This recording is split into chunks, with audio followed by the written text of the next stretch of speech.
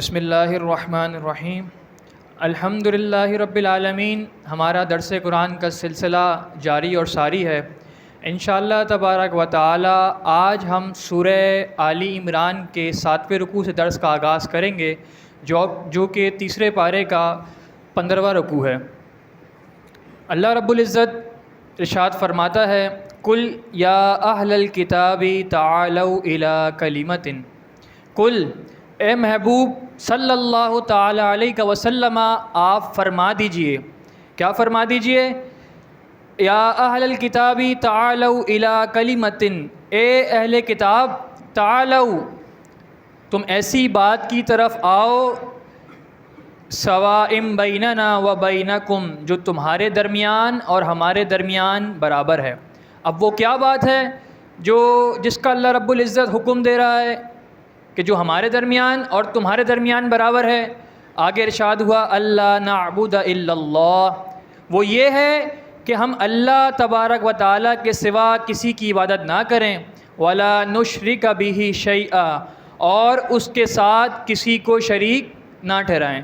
یعنی اللہ رب العزت کس کی دعوت دے رہا ہے کہ تم اس کلمے کی طرف آ جاؤ۔ اب وہ کلمہ کیا ہے کہ تم نے شرک نہیں کرنا ہے، صرف اللہ تبارک و تعالی وحدہ لا شریک کی عبادت کرنی ہے، اور اس کے ساتھ کسی کو شریک نہیں ٹھہرانا ہے، کیونکہ شرک گناہ عظیم ہے، سب سے بڑا گناہ شرک ہے۔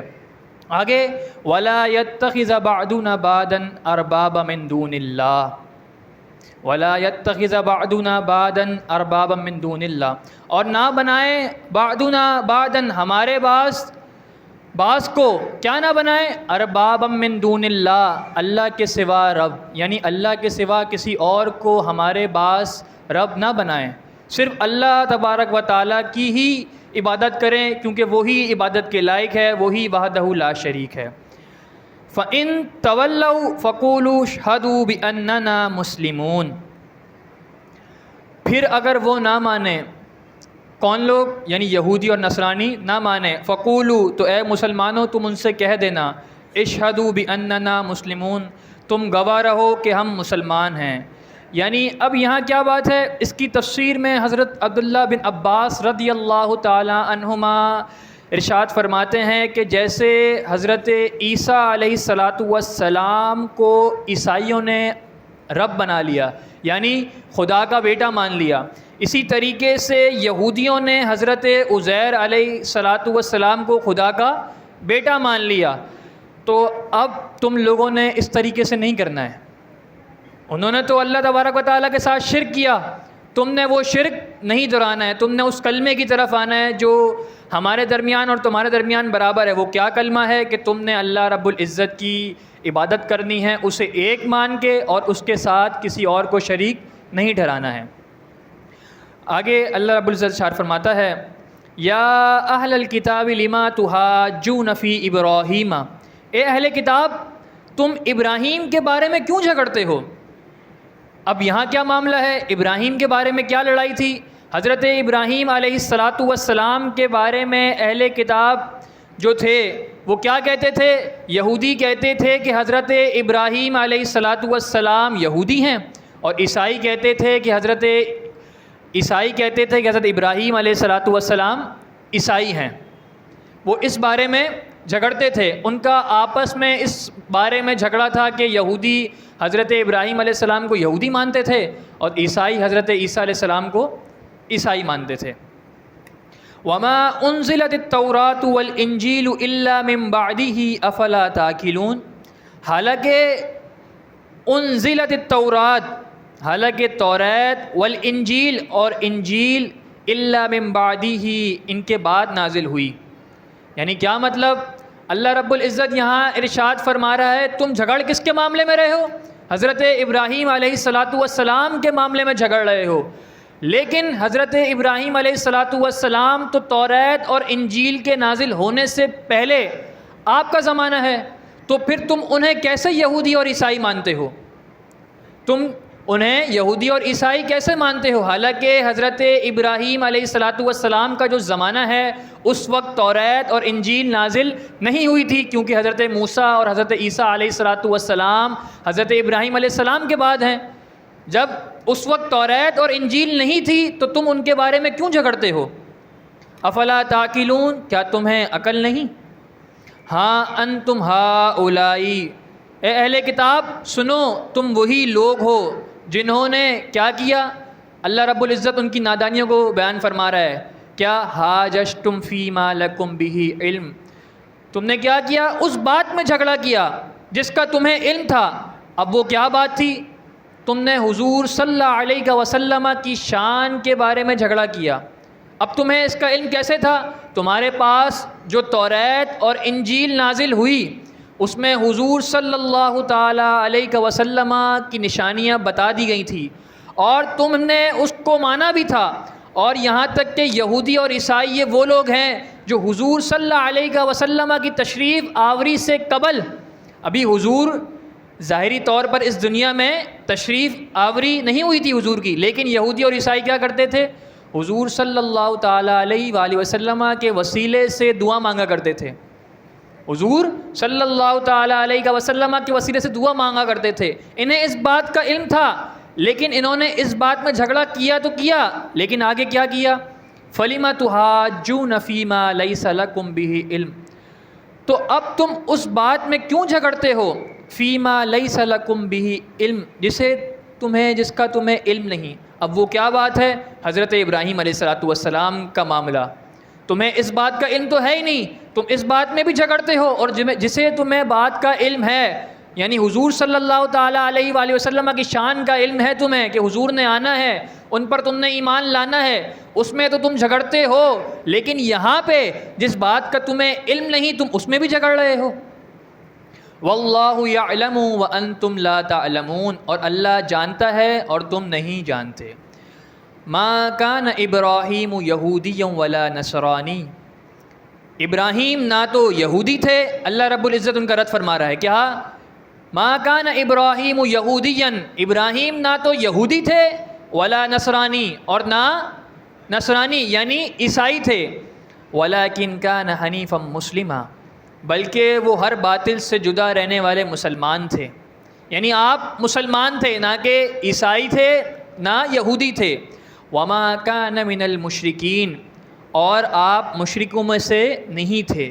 یعنی یہاں سے اللہ رب العزت ان کی عیسائیوں اور یہودیوں کی ندامت، ان کی بیوقوفیوں کو بیان فرما رہا ہے. وہ کیا؟ وہ کہتے تھے کہ ابراہیم علیہ السلام ہم میں سے ہیں، یہودی کہتے تھے، اور عیسائی کیا کہتے تھے؟ ہم میں سے ہیں.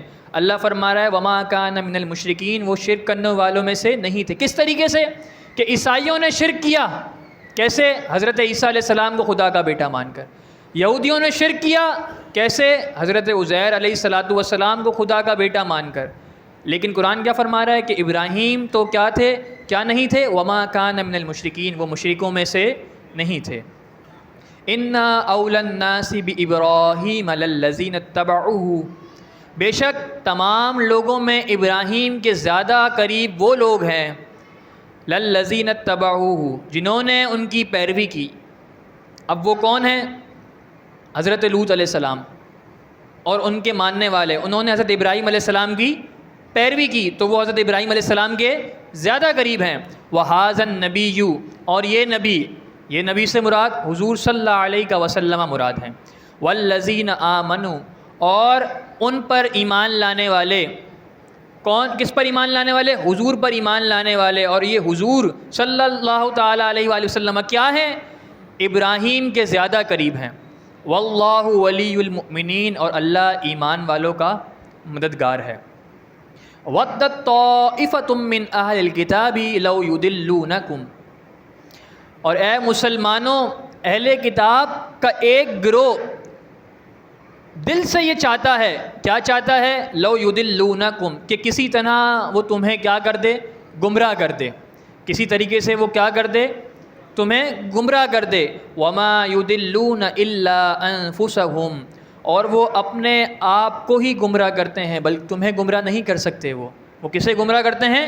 اپنے آپ کو ہی گمراہ کرتے ہیں. وما یشعرون، اور انہیں اس کا شعور نہیں. یہاں یہودی اور عیسائی کیا کرتے تھے؟ جو مسلمان یعنی جو حضور صلی اللہ تعالیٰ علیہ وآلہ وسلم پر ایمان لے آتے تھے نا، تو یہ یہودی اور عیسائی یہ کرتے تھے کہ انہیں دین حق سے پھیرنے کی کوشش کرتے تھے، انہیں دین حق سے پھیرنے کی کوشش کرتے تھے۔ تو قرآن کیا فرماتا ہے؟ وَمَا يُضِلُّونَ إِلَّا أَنفُسَهُمْ، اور وہ تمہیں گمراہ نہیں کرتے مگر کسے گمراہ کرتے ہیں؟ إِلَّا أَنفُسَهُمْ، مگر وہ اپنے آپ کو ہی گمراہ کرتے ہیں اور انہیں اس بات کا شعور نہیں ہے۔ یا اہل الکتاب لما تکفرون بآیات اللہ، اے اہل کتاب تم اللہ کی آیتوں کا انکار کیوں کرتے ہو؟ وانتم تشہدون، حالانکہ تم خود گواہ ہو۔ کس طریقے سے گواہ ہو؟ اب تم اس کا انکار کیوں کرتے ہو؟ یہاں پر بتایا یعنی تمہاری کتاب میں سید عالم صلی اللہ تعالیٰ علیہ وآلہ وسلم کی تمام نشانیاں، حضور صلی اللہ تعالیٰ علیہ وآلہ وسلم کی تشریف آوری سے قبل تمہاری کتابوں میں، توریت میں، انجیل میں تمام نشانیاں حضور کے متعلق بیان کر دی گئی تھی، لیکن اور یہ بھی بتا دیا گیا تھا کہ وہ نبی برحق ہیں، انہوں نے آنا ہے، لیکن جب وہ اب آ گئے تو تم ان کا انکار کیوں کرتے ہو؟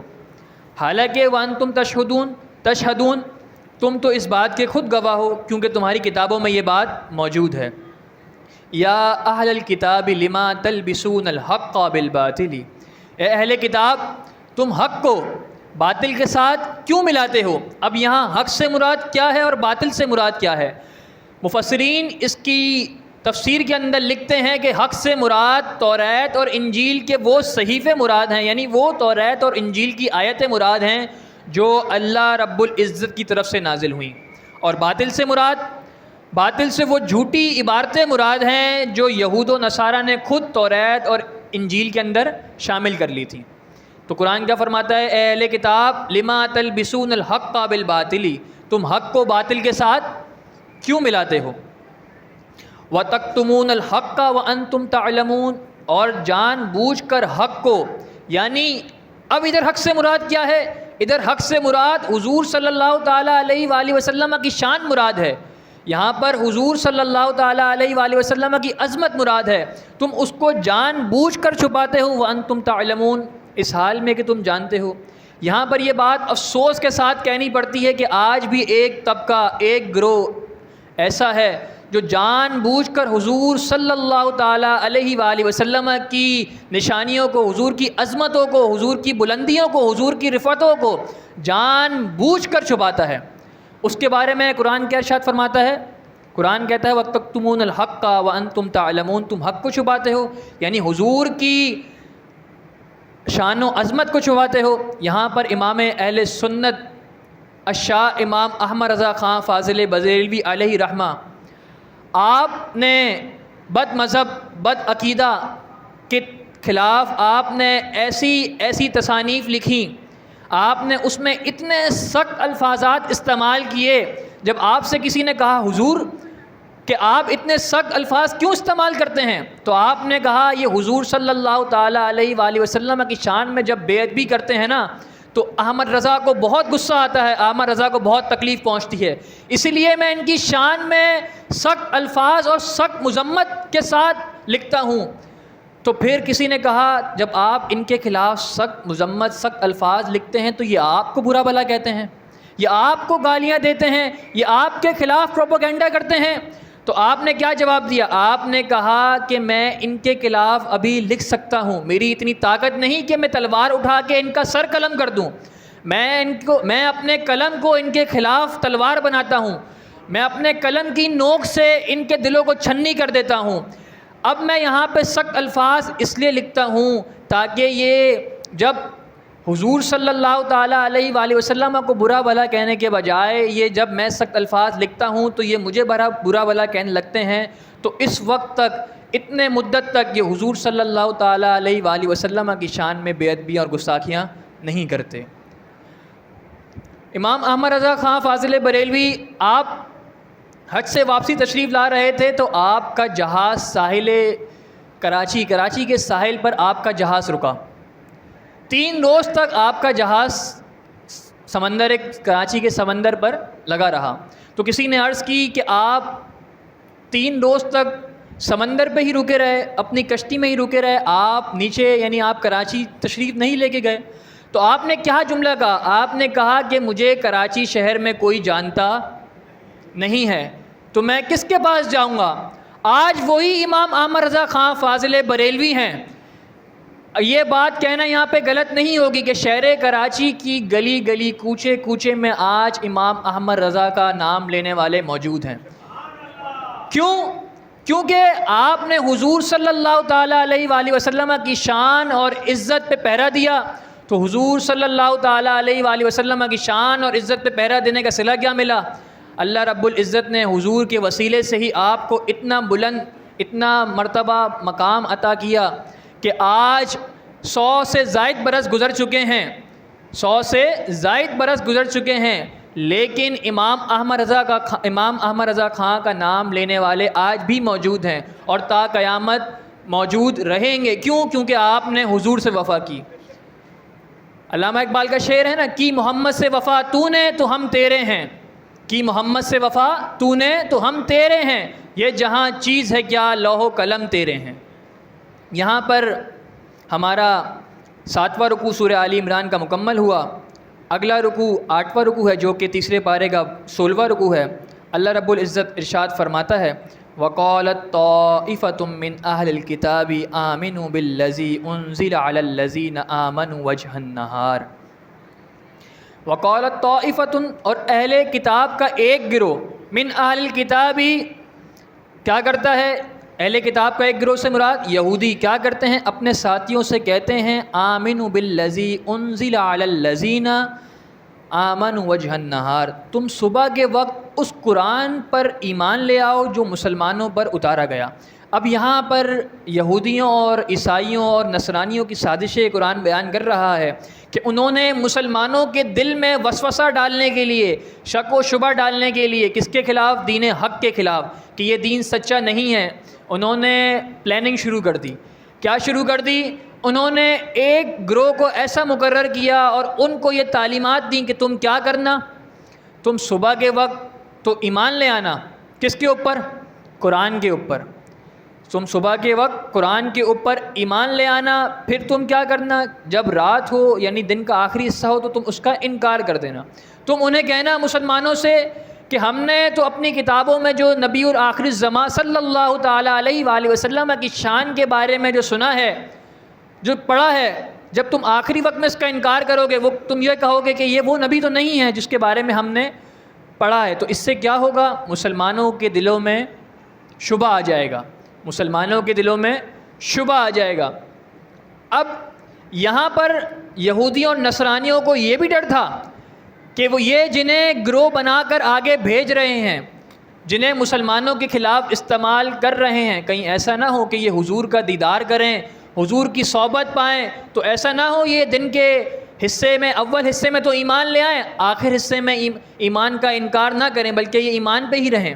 انہیں یہ خوف لاحق ہو گیا. کیوں؟ انہیں پتہ تھا کہ یہ برحق نبی ہیں، آخر الزمان حضور صلی اللہ تعالیٰ علیہ وآلہ وسلم سچے ہیں. تو انہوں نے، یہودی اور نصرانیوں نے کیا کیا؟ انہیں کچھ ترغیبات یعنی انہیں تعلیمات دی کہ تم نے ان چیزوں کے اوپر لازمی عمل کرنا ہے. اب وہ کیا ہے؟ وہ آگے آیت میں بھی آ رہا ہے. وہ یہ چیزیں تھیں، انہوں نے انہیں 3 باتوں کی تلقین کی کہ تم نے 3 باتیں نہیں ماننی ہیں. وہ کیا؟ پہلی بات یہ کہ حضور صلی اللہ تعالیٰ علیہ وآلہ وسلم پر صرف ظاہری ایمان لانا، دل سے نہیں لانا. یہ یہودی اپنے اس گروہ کو کہہ رہے ہیں جنہوں نے انہیں آگے بھیجا، یعنی جس گروہ کو انہوں نے آگے بھیجا تھا کہ تم نے مسلمانوں میں جا کے پھوٹ ڈالنی ہے، ان میں شک و شبہ ڈالنا ہے. تو اس گروہ کو انہوں نے 3 چیزیں سکھائیں کہ تم نے حضور پر ظاہری دل سے ایمان نہیں لانا، ظاہری دل سے ایمان لانا ہے، دل سے ایمان نہیں لانا، ظاہری طور پر ایمان لانا ہے. دوسری چیز، انہوں نے یہ کہا کہ یہودیوں کے علاوہ کسی کی بات پہ یقین نہیں کرنا، تم نے صرف یہودیوں کی بات پہ یقین کرنا ہے اور کسی کی بات پہ یقین نہیں کرنا. تیسری بات، اور اس بات پہ یقین رکھنا ہے کہ جو مقام اور مرتبہ تمہیں ملا ہے ایسا کسی کو نہیں مل سکتا. یعنی ان کے نزدیک کیا تھا؟ یہودیوں ماں قبل گزشتہ درسوں میں بھی یہ بات گزر چکی ہے، آیت مبارکہ آ چکی ہیں. ان کا یہ گمان تھا کہ صرف آخرت میں جنت انہی کے لیے ہے، وقتی طور پر انہوں نے دوزخ میں جانا ہے، بعد میں انہی کے لیے جنت ہے. یہ اپنے گمان کے مطابق سوچ رہے تھے. آگے وَلَا تُؤْمِنُوا إِلَّا لِمَنْ تَبِعَ دِينَكُمْ، پہلی چیز آ گئی کیا اور تم اپنے دین کے پیروکار کے علاوہ کسی کی بات نہ ماننا. قل ان الہدی ھدی اللہ، اے محبوب آپ فرما دیجئے بے شک ہدایت اللہ ہی کی ہدایت ہے.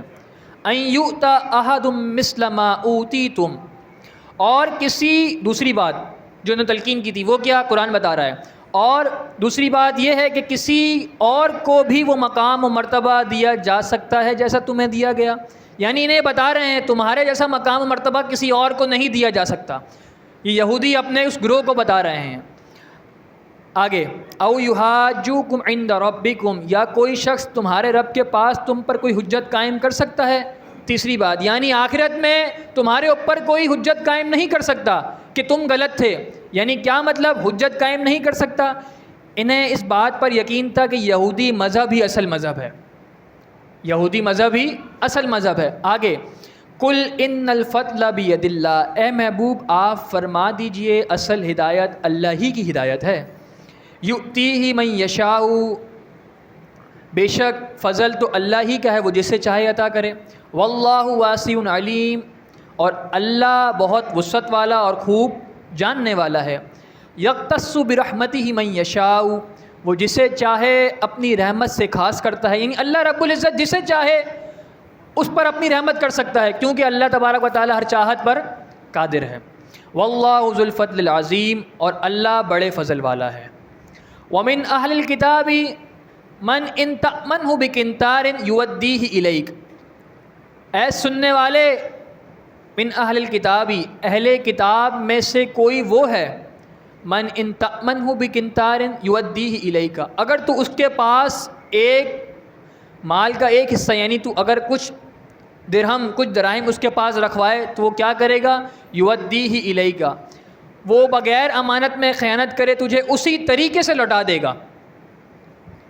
اگر یہودیوں کی یہاں پہ بتایا جا رہا ہے، حضرت عبداللہ بن حکم یہ یہودیوں کے عالم تھے، ان کے پاس کسی نے کچھ اوقیے سونا رکھوایا تو آپ نے امانت کے طور پر، تو آپ نے انہیں ویسا کا ویسا ہی خیانت کیے بغیر عطا کر دیا، واپسی لوٹا دیا. یہ آیت ان کی شان کے بارے میں ہے. اچھا ایک گروہ تو یہ ہے جو بغیر خیانت کیے تمہارا مال تمہیں لوٹا دے گا. دوسرا گروہ وَمِنْهُمْ مَنْ إِنْ تَأْمَنْهُ بِدِينَارٍ لَا يُؤَدِّيهِ إِلَيْكَ، دوسرا گروہ کیا کرتا ہے؟ دوسرا گروہ یہ کرتا ہے کہ ان میں سے بعض تو ایسے ہیں من ان تأمنہ بدینار، اگر تو ان کے پاس ایک اشرفی، کتنی؟ ایک اشرفی اگر امانت رکھے، لا یؤدیہ الیک، تو وہ تجھے واپسی اس وقت تک نہیں کریں گے. کب تک واپسی نہیں کریں گے؟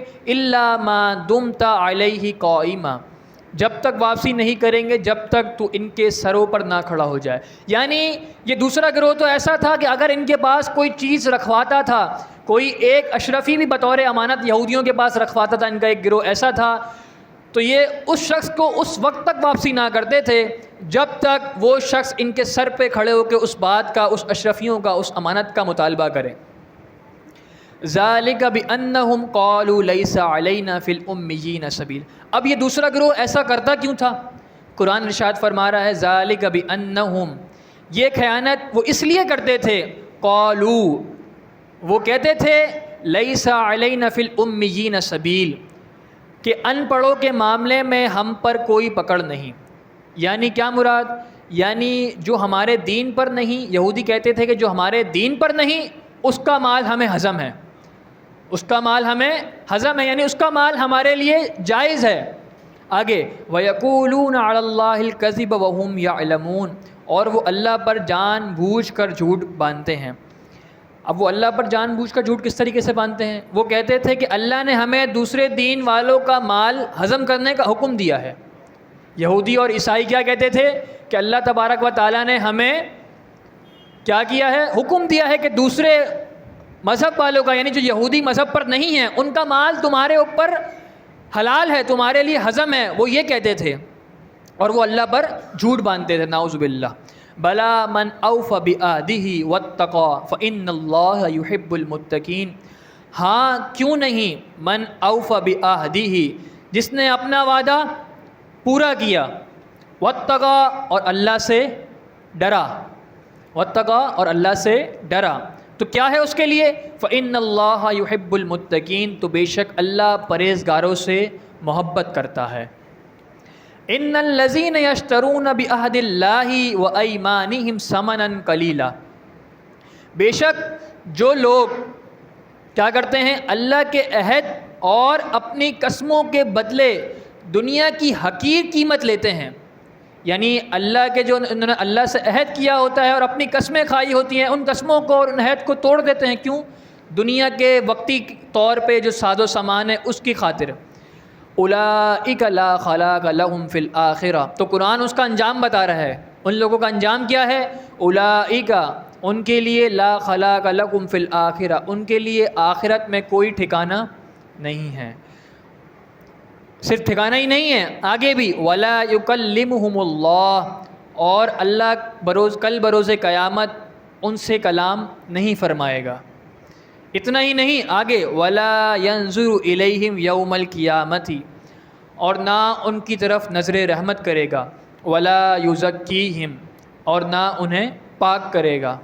وَلَهُمْ عَذَابٌ علیم، اور ان کے لیے کیا ہے؟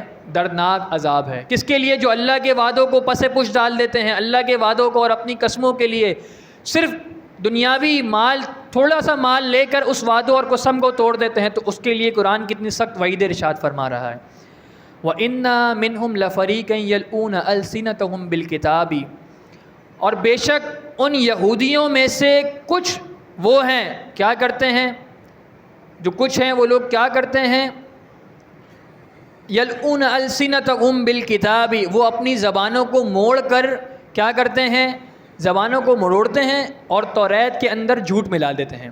یعنی اس سے کیا مطلب، جب وہ کسی کے سامنے توریت کا بیان کر رہے ہوتے تھے، توریت کو بیان کر رہے ہوتے تھے، تو وہ اتنی روانگی سے، اتنی ہوشیاری سے اپنی زبانوں کو مروڑتے تھے اور اس کے اندر اپنی من مانی باتوں کو ملا دیتے تھے، تاکہ سننے والے کو یہ نہ پتہ چلے کہ یہ قرآن کا حصہ ہے، یہ کس کا حصہ ہے، توریت کا حصہ ہے، یا ان کی طرف سے کوئی بات ملائی ہوئی ہے. وہ اتنی ہوشیاری سے اپنی زبانوں کو مروڑ دیتے تھے. لِتَحْسَبُوهُ مِنَ الْكِتَابِ، تاکہ تم یہ گمان کرو یہ کتاب کا ہی حصہ ہے. وَمَا هُوَ مِن کتاب، قرآن کیا ارشاد فرما رہا ہے، حالانکہ وہ کتاب کا حصہ نہیں. وَيَقُولُونَ هُوَ مِنْ عِنْدِ اللَّهِ، اور وہ جو ملاتے تھے زبانوں کو مروڑ کر کتابوں کے اندر، یعنی توریت کے اندر بات ملاتے تھے، وہ کیا کہتے تھے، وہ یہ کہتے تھے وَيَقُولُونَ هُوَ مِنْ عِنْدِ اللَّهِ، وہ یہ کہتے تھے کہ یہ اللہ کی طرف سے ہے. وَمَا هُوَ مِنْ عِنْدِ اللَّهِ، حالانکہ یہ اللہ کی طرف سے نہیں ہے. وَيَقُولُونَ عَلَى اللَّهِ الْكَذِبَ وَهُمْ يَعْلَمُونَ، اور وہ اللہ پر جھوٹ باندھتے تھے اس حال میں کہ وہ جانتے ہیں، وہ یہ بات جانتے تھے کہ ہم غلط کر رہے ہیں. اس آیت مبارکہ کی تفسیر میں حضرت عبداللہ بن عباس رضی اللہ تعالی عنہما فرماتے ہیں کہ یہ آیت یہود و نصارہ دونوں کے بارے میں نازل ہوئی، یہودیوں کے بارے میں بھی نازل ہوئی اور نصرانیوں کے بارے میں بھی نازل ہوئی. کیوں؟ کیونکہ انہوں نے توریت اور انجیل میں تبدیلی کی اور کتاب میں اپنی طرف سے جو چاہا ملا دیا. یہ بات یہودیوں اور نصرانیوں کے خلاف، یہ آیت ان کے خلاف نازل ہوئی، ان کے آگے اللہ تبارک و تعالی ارشاد فرماتا ہے ما کان لبشر ان یؤتیہ اللہ الکتاب والحکم والنبوۃ ثم یقول للناس کونوا عبادا لی، کسی بشر کو یہ حق حاصل نہیں، کیا حق حاصل نہیں، ان یؤتی اللہ الکتاب، کہ اللہ اسے کتاب دے، والحکم حکمت دے، والنبوۃ اور نبوت عطا فرمائے، ثم یقول للناس پھر وہ لوگوں سے کہے کونوا عبادا لی کہ تم اللہ کو چھوڑ کر میرے بندے بن جاؤ. یعنی یہاں پر عیسائیوں نے کیا کہا، عیسائیوں نے کہا کہ ہمیں حضرت عیسیٰ علیہ السلام نے کہا ہے کہ جو میرے پاس ہے تم اس پر ایمان لے آؤ، اللہ کو چھوڑ دو، مجھ پر ایمان لے آؤ. تو اللہ تبارک و تعالی ارشاد فرما رہا ہے کہ ہم جس کو حکمت دیتے ہیں، نبوت دیتے ہیں اور جس کو کتاب دیتے ہیں، ان میں سے کوئی بھی ایسا نہیں کر سکتا، کیا نہیں کر سکتا کہ وہ کہے لوگوں سے کہ تم میری عبادت کرو اللہ کو چھوڑ کر. وَلَٰكِن كُونُوا رَبَّانِيِّينَ بِمَا كُنتُمْ تُعَلِّمُونَ الْكِتَابَ، بلکہ جن کو اللہ تبارک و تعالیٰ کتاب، حکمت، نبوت عطا کرتا ہے، اللہ تبارک و تعالیٰ کیا ارشاد فرما رہا ہے، بلکہ وہ تو یہ کہیں گے وَلَٰكِن كُونُوا رَبَّانِيِّينَ کہ تم اللہ والے بن جاؤ، تم اللہ والے بن جاؤ، بِمَا كُنتُمْ تُعَلِّمُونَ اس لیے کہ تم دوسروں کو کتاب سکھاتے ہو، وَبِمَا كُنتُمْ تَدْرُسُونَ اور خود بھی پڑھتے ہو.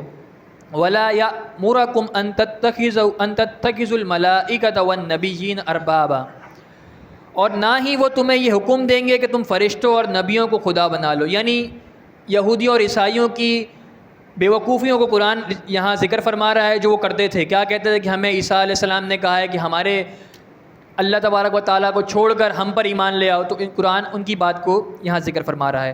ایامرکم بالکفر بعد اذ انتم مسلمون، کیا وہ تمہارے اسلام لانے کے بعد تمہیں کفر کا حکم دیں گے؟ ایسا ہرگز نہیں ہو سکتا، وہ تمہیں ایسا حکم نہیں دے سکتے. یہاں پر ہمارا دوسرا رکوع یعنی سورہ آل عمران کا 8واں رکوع اور تیسرے پارے کا 16واں رکوع یہاں پر اختتام کو پہنچا. آگے اللہ تبارک و تعالیٰ ارشاد فرماتا ہے وَإِذْ أَخَذَ اللَّهُ مِيثَاقَ النَّبِيِّينَ لَمَا آتَيْتُكُم مِّن كِتَابٍ وَحِكْمَةٍ. وَإِذْ أَخَذَ، اور جب اخذ اللہ، اللہ نے لیا، کیا لیا؟ میثاق النبی، نبیوں سے پختہ وعدہ. میثاق کہتے ہیں وعدے کو عربی میں. کس بات پر؟ لما آتیتکم من کتاب، اللہ نے عہد لیا نبیوں سے کس بات پر؟ کہ میں تمہیں کتاب اور حکمت عطا کروں. ثم جاءکم رسول مصدق لما معکم، پھر تمہارے پاس وہ رسول، کون رسول؟ نبی آخر الزمان صلی اللہ تعالیٰ علیہ وآلہ وسلم تمہارے پاس تشریف لائیں. مصدق لما معکم، اور وہ کیا کریں؟ تصدیق فرمائیں گے تمہاری، یعنی تمہاری کتابوں کی تصدیق فرمائیں گے جو تمہارے پاس ہے. تو تم نے کیا کرنا ہے؟ اللہ تبارک و تعالیٰ نبیوں سے وعدہ لے رہا ہے اور ان کی نبیوں کی امتوں سے وعدہ لے رہا ہے. کیا؟ جب تمہارے پاس سرور عالم صلی اللہ تعالیٰ علیہ وآلہ وسلم تشریف لائیں تو تم نے کیا کرنا ہے؟ لَتُؤْمِنُنَّ بِهِ وَلَتَنْصُرُنَّ، تم نے ضرور بضرور ان پر ایمان لانا ہے. وَلَتَنْصُرُنَّ، اور ضرور بضرور ان کی مدد کرنی ہے. یہاں پر ایک بات قابل توجہ ہے کہ اللہ رب العزت ہم کس کی بیان فرما رہا ہے؟ اپنے نبی کی. وعدہ کس سے لے رہا ہے؟ نبیوں سے لے رہا ہے. تو یہاں پتہ چلا کہ حضور کی شان کو بیان کرنا، حضور کی محفلیں سجانا، حضور یہاں محفل ہی سجی ہے نا، نبی ہیں اور اللہ نبیوں سے وعدہ لے رہا ہے. اللہ نبیوں سے وعدہ لے رہا ہے اور لے کون رہا ہے؟ اللہ رب العزت. تو یہ پتہ چلا کہ حضور کا ذکر کرنا یہ تو اللہ تبارک و تعالیٰ کا طریقہ ہے. آگے ارشاد فرماتا ہے اللہ تبارک و تعالیٰ قال اقررتم، قال اقررتم، اللہ نے فرمایا نبیوں سے اقررتم، کیا تم نے اقرار کیا؟ واخذتم علی ذلکم اسری، اور اس پر میرا بھاری ذمہ لیا، یعنی تم نے میرا عہد لیا. قالوا، تو سب نبیوں نے عرض کی اقررنا، ہم نے اقرار کیا. قال، اللہ نے فرمایا فاشہدوا وانا معکم من الشاہدین، تم ایک دوسرے پر گواہ ہو جاؤ. وانا معکم من الشاہدین، اور میں بھی تمہارے ساتھ گواہوں میں سے ہوں. فمن تولی بعد ذلک فاولئک هم الفاسقون، پھر جو لوگ یعنی نبیوں کی امت میں سے جو حضرت موسیٰ، حضرت عیسیٰ علیہ السلام اور ان نبیوں کی امت میں جو لوگ اس عہد سے پھر گئے، کون سا عہد؟ حضور صلی اللہ تعالیٰ علیہ وآلہ وسلم پر ایمان لانے کا عہد سے پھر گئے، تو کیا ہوا؟ فاولئک هم الفاسقون، تو وہی نافرمان ہو گئے، یعنی تو یہ لوگ نافرمان ہو گئے. افغیر دین اللہ یبغون ولہ اسلم من فی السماوات والارض، افغیر دین اللہ، تو کیا وہ لوگ اللہ کے دین کے علاوہ کوئی اور دین چاہتے ہیں؟ وَلَهُ أَسْلَمَ مَنْ فِي السَّمَاوَاتِ وَالْأَرْضِ، حالانکہ من فی السماوات والارض، جو کچھ آسمان میں ہیں اور زمین میں ہیں سب گردن جھکائے ہوئے ہیں. طوعاً، خوشی سے، وکرہاً، اور ڈر کی وجہ سے، یعنی عذاب کے خوف کی وجہ سے. وَإِلَيْهِ يُرْجَعُونَ، اور سب نے اللہ تبارک و تعالیٰ کی ہی طرف لوٹنا ہے. قل، اے محبوب آپ فرما دیجئے آمنا باللہ وما انزل علینا، آپ فرما دیجئے آمنا باللہ، کیا فرما دیجئے؟ ہم ایمان لائے اللہ پر، وما انزل علینا، اور اس پر جو اللہ تبارک و تعالیٰ نے نازل کیا، یعنی قرآن پاک، یعنی قرآن مجید. وما انزل علی ابراہیم، اور اس کلام الہی پر جو نازل کیا گیا کس پر؟ ابراہیم پر، اسماعیل پر، اسحاق پر، یعقوب علیہ الصلاۃ والسلام پر. والاسباط، اور آپ کی اولاد پر. وما اوتی موسیٰ و عیسیٰ، اور جو اتارا گیا موسیٰ اور عیسیٰ علیہ الصلاۃ والسلام پر ہم اس پر بھی ایمان لائے. والنبیون من ربہم، اور جو باقی نبیوں کو ان کے رب کی طرف سے عطا کیا گیا ہم اس پر بھی ایمان لے کے آئے. لا نفرق بین احد منہم، ہم ایمان لانے میں فرق نہیں کرتے. کس کے درمیان؟ انبیاء کے درمیان. یعنی ہمارا بھی یہ عقیدہ ہے کہ ہم تمام انبیاء پر ایمان لے کے آتے ہیں، ہم ایمان لانے میں کسی میں فرق نہیں کرتے. وَنَحْنُ لَهُ مُسْلِمُونَ، اور ہم اللہ ہی کے فرمانبردار ہیں. لیکن ہم ایمان لانے میں فرق نہیں کرتے، لیکن افضلیت میں تیسرے پارے کے شروع میں آپ نے پڑھا ہوگا تِلْكَ الرُّسُولُ فَضَّلْنَا بَعْضَهُمْ عَلَىٰ بَعْضٍ، کچھ رسولوں کو اللہ تبارک و تعالیٰ نے کچھ رسولوں پر فضیلت دی، اور ان میں سے کچھ تو ایسے ہیں جنہیں اللہ نے چن لیا. یعنی حضور صلی اللہ تعالیٰ علیہ وآلہ وسلم کو تمام انبیاء، تمام مرسلین پر فضیلت حاصل ہے. آپ کا مقام اور مرتبہ تمام انبیاء اور تمام مرسلین سے افضل ہے، لیکن ایمان لانے میں ہم کسی پر فرق نہیں کرتے. وَمَن يَبْتَغِ غَيْرَ الْإِسْلَامِ دِينًا فَلَن يُقْبَلَ مِنْهُ، اور جو شخص اسلام کے علاوہ کوئی اور دین چاہے گا تو وہ ہرگز اس سے قبول نہ کیا جائے گا. وَهُوَ فِي الْآخِرَةِ مِنَ الْخَاسِرِينَ، تو کیا ہوگا؟ وَهُوَ فِي الْآخِرَةِ، اور وہ آخرت میں نقصان اٹھانے والوں میں سے ہوگا. کیف یہدی اللہ قوما کفر بعد ایمانہم، اللہ ایسی قوم کو کس طرح ہدایت دے سکتا ہے؟ کیسی قوم کو؟ کفروا بعد ایمانہم، جو ایمان لانے کے بعد کفر کرے. یعنی ایمان لے آئے پھر انہوں نے کیا کیا؟ کفر کیا. تو اللہ تبارک و تعالی ایسی قوم کو کیسے ہدایت دے؟ وَشَهِدُوا أَنَّ الرَّسُولَ حَقٌّ وَجَاءَهُمُ الْبَيِّنَاتُ، اور وہ گواہی دے چکے تھے کہ رسول یعنی محمد مصطفیٰ صلی اللہ تعالیٰ علیہ وسلم سچے ہیں. وَجَاءَهُمُ الْبَيِّنَاتُ، اور ان کے پاس کھلی نشانیاں آ چکی تھیں. اب یہاں یہ آیت سے مراد کون ہے؟ یعنی یہودی اور نصرانی، وہ پہلے ایمان تو لے آئے، پھر انہوں نے کیا کیا؟ انکار کر دیا. کس کی وجہ سے؟ حسد کی وجہ سے. ہم نے ماں قبل درس میں سماعت کیا تھا، انہیں کیا حسد تھا؟ انہیں یہ حسد تھا کہ نبی آخر الزمان اسرائیلی کیوں نہیں ہوئے، یعنی اسرائیلیوں میں سے کیوں نہیں ہوئے. انہیں اس بات کی وجہ سے حسد تھا. تو انہوں نے کیا کیا؟ انکار کر دیا، حالانکہ وہ اس پر گواہ تھے. اور حضور صلی اللہ تعالیٰ علیہ وسلم کے توسل سے وہ دعا بھی مانگا کرتے تھے، اور ان کے پاس نشانیاں پہلے آ چکی تھیں. لیکن انہوں نے کیا کیا؟ ایمان لانے کے بعد کفر کیا. تو اللہ تبارک و تعالیٰ ایسی قوم کو کیسے ہدایت دے سکتا ہے؟ واللہ لا یہدی القوم الظالمین، اور اللہ ظالموں کو ہدایت نہیں دیتا. اولئک جزاؤہم ان علیہم لعنت اللہ. اچھا، تو اب ان لوگوں کی جزا کیا ہے؟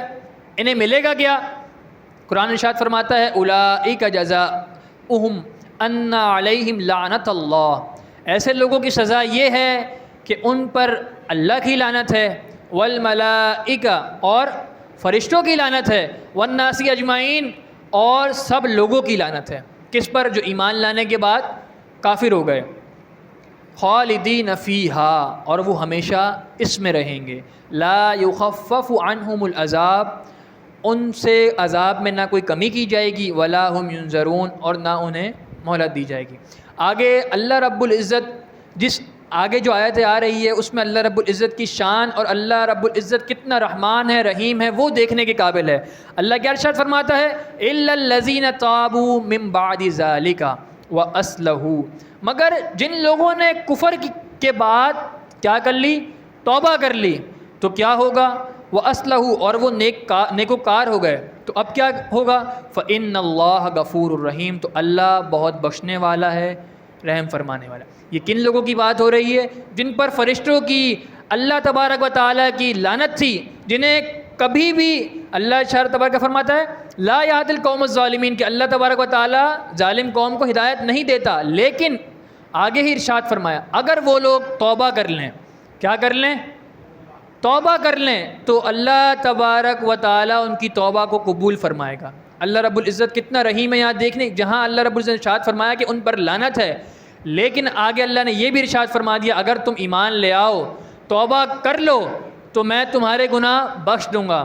حدیث شریف میں آتا ہے، حضرت ابو ہریرہ رضی اللہ تعالیٰ عنہ روایت کرتے ہیں کہ حضور صلی اللہ تعالیٰ علیہ وآلہ وسلم نے ارشاد فرمایا کہ جس شخص نے مغرب سے سورج طلوع ہونے سے پہلے توبہ کر لی، سورج مغرب سے طلوع ہونے سے پہلے توبہ کر لی تو اللہ تبارک و تعالیٰ اس کی توبہ کو قبول فرما لے گا۔ اسی طریقے سے ایک اور روایت میں آتا ہے، راوی روایت کرتے ہیں، حضور اکرم صلی اللہ تعالیٰ علیہ وآلہ وسلم نے ارشاد فرمایا کہ ہر انسان خطا کار ہے، ہر انسان خطا کار ہے، لیکن الفاظ دیکھیے گا حدیث کے، بہترین خطا کار وہ ہے، بہترین کا لفظ بھی آ رہا ہے، بہترین خطا کار وہ ہے جو توبہ کر لے، جو توبہ کر لے۔ اب اس سے معلوم ہوا کہ توبہ کی دو شرائط ہیں، توبہ کرنے کے لیے دو شرائط ہیں۔ پہلی یہ کہ سابقہ گناہوں پر ندامت ہو، کہ جو میں گناہ کر چکا ہوں اس پر ہم شرمسار ہیں میرے مولا، کہ جو ہم نے گناہ کیے اس پر میں شرمسار ہوں، اب آئندہ اس گناہ کو نہیں کروں گا۔ دوسری شرط یہ ہے کہ آئندہ اس گناہ کو نہ کرنے کا عزم مصمم کر لے، یعنی پہلی شرط کیا ہے کہ اس توبہ کے اوپر شرمسار ہو، دوسرا کہ اس کو آئندہ نہ کرنے کا عزم کر لے، تو یہ توبۃ النصوح ہے۔ اللہ تبارک و تعالیٰ سے دعا ہے کہ ہمیں بھی توبۃ النصوح کی توفیق عطا فرمائے۔ آگے اللہ تبارک و تعالیٰ ارشاد فرماتا ہے، ان الذین کفروا بعد ایمانہم، بے شک وہ لوگ جنہوں نے کفر کیا، بعد ایمانہم، ایمان لانے کے بعد صرف کفر ہی نہیں کیا، پھر کیا کیا، ثم ازدادوا، پھر وہ اپنے کفر میں اور بڑھ گئے، باز آنے کے بجائے کفر میں اور بڑھ گئے، پھر کیا ہوا، لن تقبل توبتہم، تو اللہ تبارک و تعالیٰ ان کی توبہ ہرگز قبول نہیں فرمائے گا، وَأُولَئِكَ هُمُ الضَّالُّونَ، اور یہی وہ لوگ ہیں جو گمراہ ہیں۔ اب یہ آیت ان یہودیوں کے بارے میں نازل ہوئی جنہوں نے حضرت موسیٰ علیہ السلام پر تو ایمان لے آئے، قرآن کیا کہہ رہا ہے، ایمان لانے کے بعد انہوں نے کفر کیا، یعنی ایمان کس پر لایا، موسیٰ علیہ السلام پر ایمان لے آئے، پھر کفر کس کا کیا، حضرت عیسیٰ علیہ السلام کا انہوں نے انکار کر دیا، اچھا انہوں نے کفر کر دیا، ثم ازدادوا، پھر کفر میں اور آگے بڑھ گئے، اب وہ کیسے بڑھ گئے، انہوں نے حضور صلی اللہ تعالیٰ علیہ وآلہ وسلم کا انکار بھی کر دیا، تو اب ان کے لیے کیا ہے، وَأُولَئِكَ هُمُ الضَّالُّونَ، تو یہی لوگ گمراہ ہیں۔ ان الذین کفروا وماتوا وهم کفار، بے شک جن لوگوں نے کفر کیا، وماتوا اور مر گئے، وهم کفار، اس حال میں کہ وہ کافر ہی مرے، فلن يقبل من احدهم ملء الارض ذهبا ولو افتدى به، اچھا اب کیا ہوگا اگر کافر ہی مر گئے، قرآن ارشاد فرماتا ہے فلن يقبل، تو ہرگز ان میں سے کوئی شخص عذاب سے اپنی جان چھڑانے کے بدلے میں زمین بھر سونا بھی دے دے، جتنی پوری زمین ہے اگر وہ اتنا سونا بھی لے آئے، کس لیے کہ میرے عذاب میں کمی کر دی جائے اور میرے عذاب کو کم کر دیا جائے، مجھ سے عذاب اٹھا لیا جائے، تو کیا ہوگا، لن یقبل، ہرگز اس سے قبول نہیں کیا جائے گا۔ اولئک لہم عذاب علیم، اور ان کے لیے دردناک عذاب ہے، وما لہم من ناصرین، اور ان کا کوئی مددگار نہیں ہے۔ یہاں پر ہمارا الحمدللہ رب العالمین تیسرا پارہ اختتام کو پہنچا اور سورہ آل عمران کا 9واں رکوع مکمل ہوا۔ اب ہم چلتے ہیں چوتھے پارے کے پہلے رکوع کی طرف، جو کہ سورہ آل عمران کا 10واں رکوع ہے۔ ابھی دیکھتے ہی دیکھتے ہمارے چند روز قبل درس شروع ہوا تھا، چند روز ہی گزرے ہیں، جس میں اب دیکھیں ہم تیسرا پارہ ہمارا الحمدللہ رب العالمین مکمل ہو چکا ہے، اور خوش بخت وہ لوگ ہیں جنہوں نے 3 پاروں کو سماعت کیا، اس بابرکت محفل میں موجود رہے، اس روحانی محفل کے اندر موجود رہے، اس درس قرآن میں بیٹھ کے انہوں نے شرکت کی اور اپنے لیے ثواب میں شامل ہوئے۔ اب دیکھتے ہی دیکھتے ہم ختم قرآن کی طرف بھی پہنچ جائیں گے اور پتہ بھی نہیں چلے گا۔ آگے چوتھے پارے کا آغاز جو کہ سورہ آل عمران کا 10واں رکوع ہے، اور یہ چوتھے پارے کا پہلا رکوع ہے۔ اللہ رب العزت ارشاد فرماتا ہے، لن تنالوا البر حتی تنفقوا مما تحبون، اے لوگو تم ہرگز بھلائی کو نہیں پا سکو گے، حتی تنفقوا، جب تک اللہ کی راہ میں تم خرچ نہ کر دو، کیا خرچ نہ کر دو، مما تحبون، جو تمہیں سب سے پیاری چیز ہے۔ یہاں پر مفسرین لکھتے ہیں کہ حضور صلی اللہ تعالیٰ علیہ وآلہ وسلم نے ارشاد فرمایا، یعنی اگر کسی شخص کو کوئی چیز سب سے زیادہ محبوب ہے، محبوب ترین ہے، تو اس کو اللہ کی راہ میں صدقہ کرنا یہ سب سے افضل ترین کام ہے۔ یعنی یہاں تک حضور صلی اللہ علیہ وسلم نے ارشاد فرمایا کہ اگر کسی کو ایک کھجور کی گٹھلی بھی محبوب ہے، ایک کھجور کی گٹھلی وہ سمجھتا ہے کہ یہ میرے لیے بہت پسندیدہ ہے، اگر وہ اس کو اللہ رب العزت کی بارگاہ میں صدقہ کر دے گا تو اللہ رب العزت اس کو بڑا اجر دے گا۔ صرف ایک کھجور کی گٹھلی کی بات ہو رہی ہے یہاں پہ۔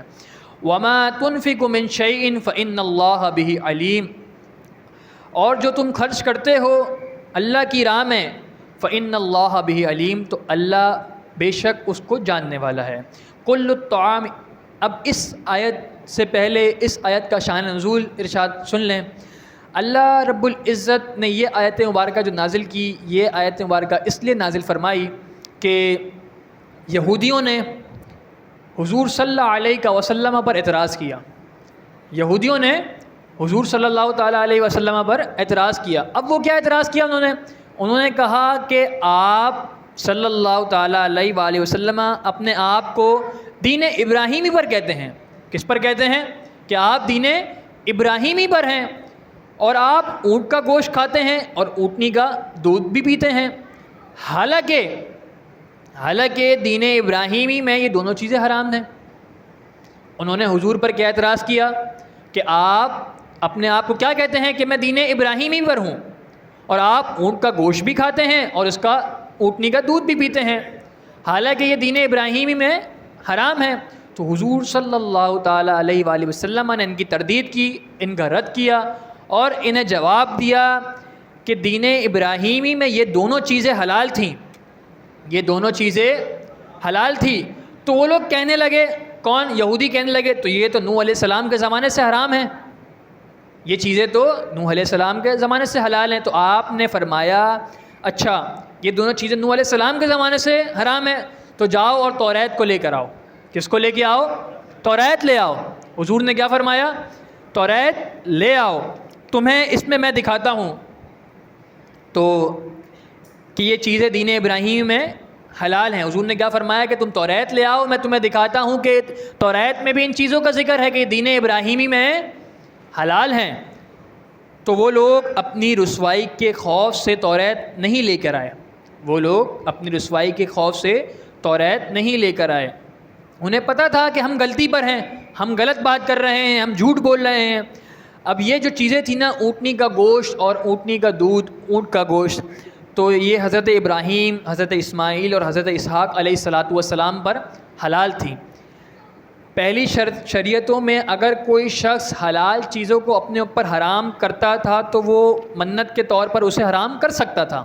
پہلی شریعتوں میں حلال کردہ چیز کو اپنے اوپر حرام کرنا منت کے طور پہ کیا جا سکتا تھا، جیسا کہ حضرت یعقوب علیہ السلام نے اپنے اوپر ان چیزوں کو حرام کیا کیونکہ آپ کو کوئی بیماری لاحق ہو گئی تھی، اس وجہ سے آپ نے ان دو چیزوں کو اپنے اوپر حرام کر لیا تھا کہ یہ دو چیزیں میں نہیں کھاؤں گا۔ تو اسی طریقے سے آپ کی اولاد سے یہ بات چلتی چلتی آئی کہ آپ کی اولاد میں یہ بات شامل تھی کہ وہ دو چیزیں یہ نہیں کھاتے تھے۔ اب کل الطعام، پروردگار عالم ارشاد فرماتا ہے کل الطعام کان حلا لبنی اسرائیل، سب کھانے بنی اسرائیل کے لیے حلال تھے، الا ما حرم اسرائیل علی نفسہ، مگر وہ کھانا، کون سا کھانا؟ جو یعقوب علیہ السلام نے علی نفسہ من قبل ان تنزل التورات، جو یعقوب علیہ السلام نے توریت نازل ہونے سے پہلے خود پر حرام کر لیا تھا۔ قل، اے حبیب صلی اللہ علیہ وسلم آپ فرما دیجئے، فأتوا بالتوراۃ، آپ بنی اسرائیلیوں سے کیا فرما دیجئے؟ فأتوا بالتوراۃ، توریت لا کر اسے پڑھو، ان کنتم صادقین، اگر تم سچے ہو، اگر تم سچے ہو۔ اب یہاں ایک بات قابل توجہ ہے، آج ایک طبقہ حضور کے علم غیب پر انگلی اٹھاتا ہے کہ حضور کو علم غیب نہیں ہے، حضور صلی اللہ تعالیٰ علیہ وآلہ وسلم غیب کا علم نہیں جانتے۔ اب حضور صلی اللہ تعالیٰ علیہ وآلہ وسلم سے کتنے سال آپ کی تشریف آوری سے قبل توریت نازل ہوئی؟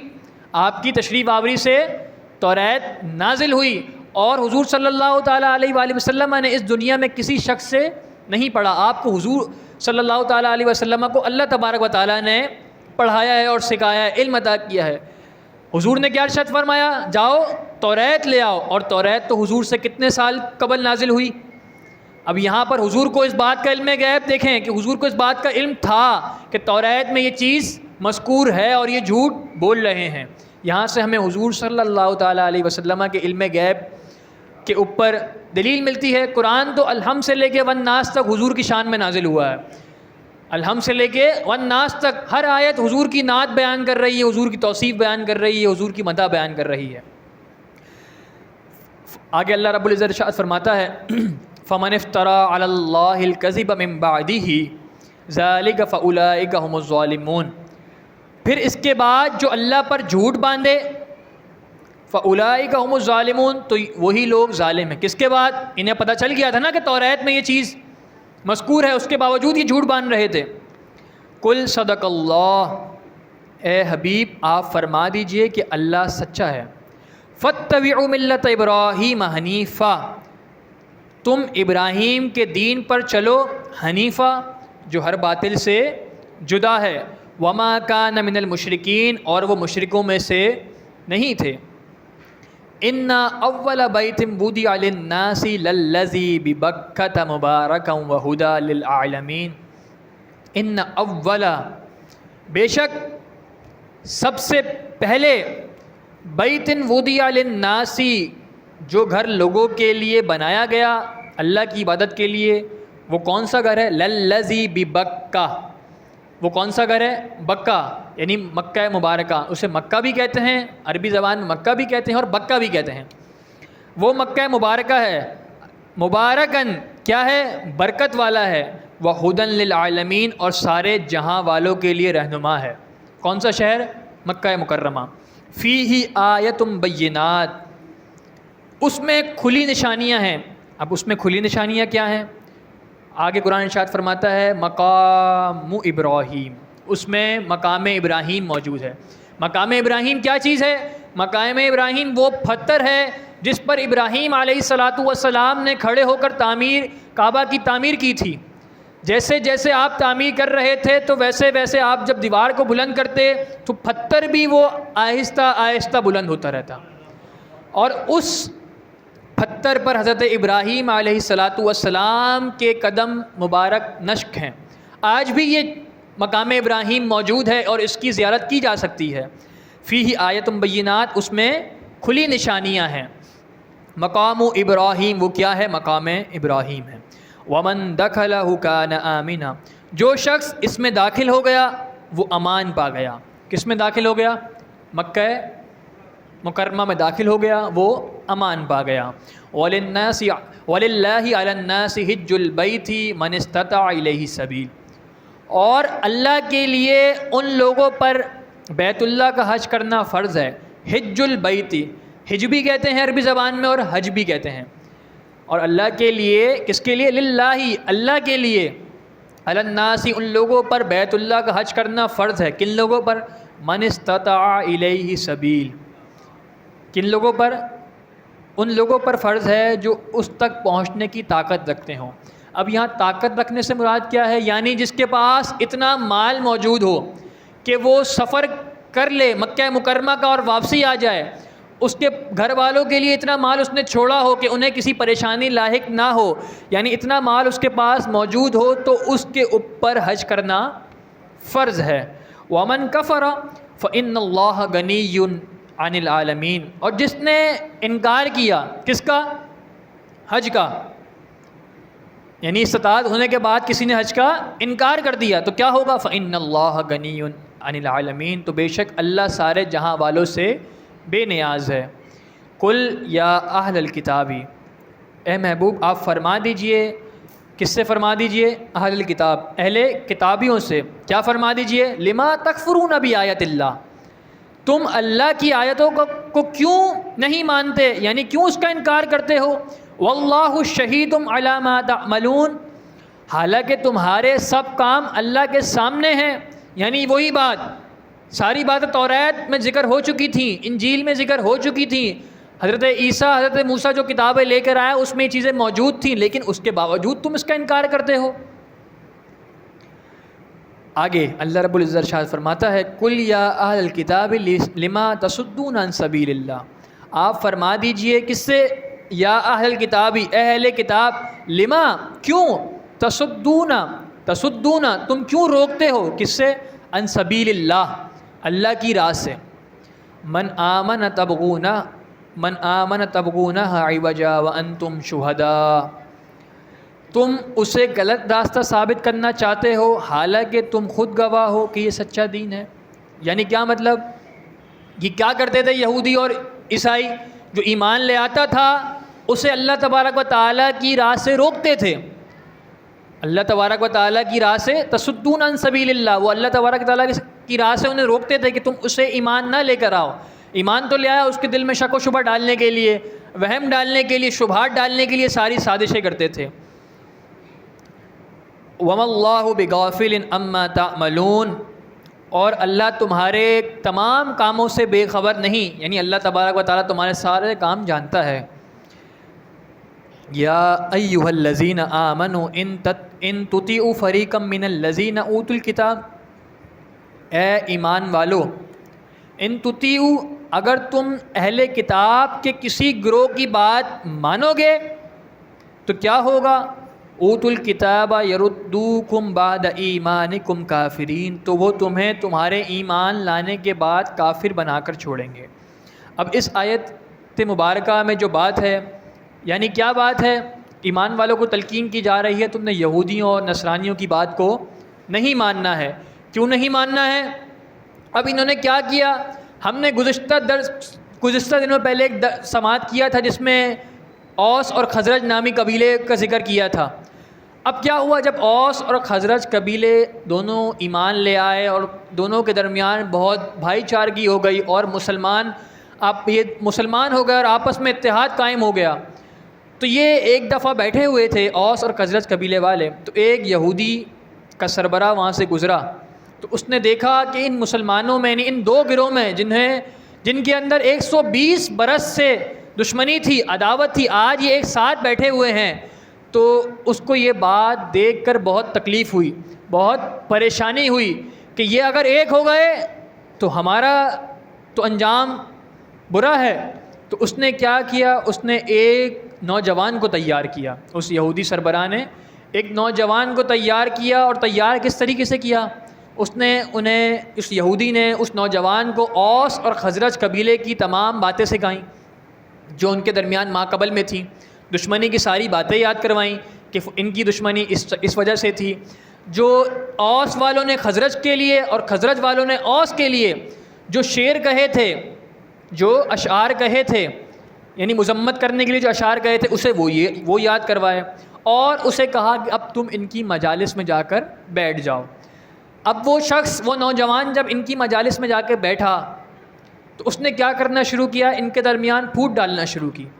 کیسے؟ کہ پرانی باتیں یاد کرانا شروع کر دیں، اوس والوں کو خزرج والوں کی باتیں، یعنی ان کے وہ اشعار بیان کیے جو انہوں نے ان کی مذمت میں کہے تھے۔ جب خزرج والوں نے یہ سنے تو خزرج والوں کے نوجوانوں کو بھی غصہ آیا، تو انہوں نے وہ اشعار بیان کیے جو اوس والوں کے لیے کہے تھے۔ تو اس طریقے سے کیا ہوا؟ ان کے درمیان پھوٹ پیدا ہونا شروع ہو گیا۔ تو یہ معاملہ حضور صلی اللہ تعالیٰ علیہ وآلہ وسلم کو پہنچا، تو حضور صلی اللہ تعالیٰ علیہ وسلم نے کہا کہ کیا میں تم میں موجود نہیں ہوں؟ جب حضور کو یہ بات پتہ چلی تو پھر حضور نے ان کے درمیان صلح کرائی اور معاملہ ختم کرایا۔ آگے اللہ تبارک و تعالیٰ ارشاد فرماتا ہے وَكَيْفَ تَكْفُرُونَ وَأَنْتُمْ تُتْلَى عَلَيْكُمْ آیَةُ اللَّهِ، اور تم کیسے کفر کر سکتے ہو؟ وَأَنْتُمْ تُتْلَى، حالانکہ تمہارے سامنے اللہ کی آیتیں پڑھی جاتی ہیں، وَفِيكُمْ رَسُولُهُ، اور تمہارے درمیان اس کے رسول موجود ہیں، یعنی تمہارے درمیان اللہ کے رسول بھی موجود ہیں اور ان کی یعنی اللہ تبارک و تعالیٰ کی قرآنی آیتیں بھی تم پر پڑھی جاتی ہیں، پھر بھی تم انکار کرتے ہو۔ وَمَن يَعْتَصِم بِاللَّهِ، اور جس نے اللہ کا سہارا لیا، جس نے اللہ کا سہارا لیا، فقط ہدی الی صراط مستقیم، تو بے شک اسے سیدھے راستے کی طرف ہدایت دی گئی۔